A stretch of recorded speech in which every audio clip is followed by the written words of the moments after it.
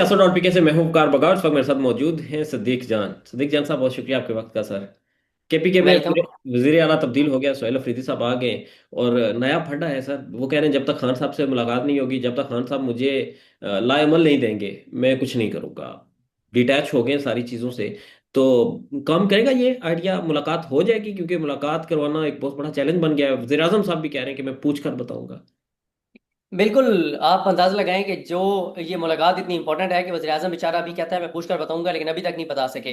देखें, मामला ये है कि इमरान खान साहब से जो मुलाकातें हैं ना, वो किसी भी ऐसे पीटीआई के लीडर की नहीं करवाई जाती जो कि इंडिपेंडेंट हो।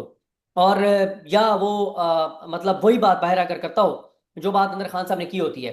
इसीलिए आप देखते हैं कि सलमान बिन साहब की बहुत मुश्किल से मुलाकात होती है, और बहनों की बहुत मुश्किल से मुलाकात होती है।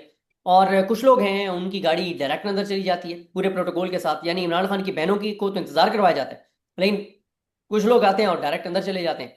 तो मसला तो है। देखें, सुहेल आफरीदी साहब आगे क्या करते हैं मैं नहीं कह सकता, लेकिन इस वक्त तक सुहेल आफरीदी साहब उस अपनी बात पर अड़े हुए हैं, डटे हुए हैं कि मैं सबसे पहले मुलाकात इमरान खान से करूंगा। इमरान खान साहब से मुलाकात करके उनसे पूछूंगा कि खान साहब मुझे फलां फलां जगह से कॉल आई है कि वो मुझसे मिलना चाहते हैं, तो मेरे लिए क्या हुक्म है, मैं उनसे मिल लूं या ना मिलूं, और मिलूं तो क्या बात करूं, मुझे क्या मैंडेट आप दे रहे हैं।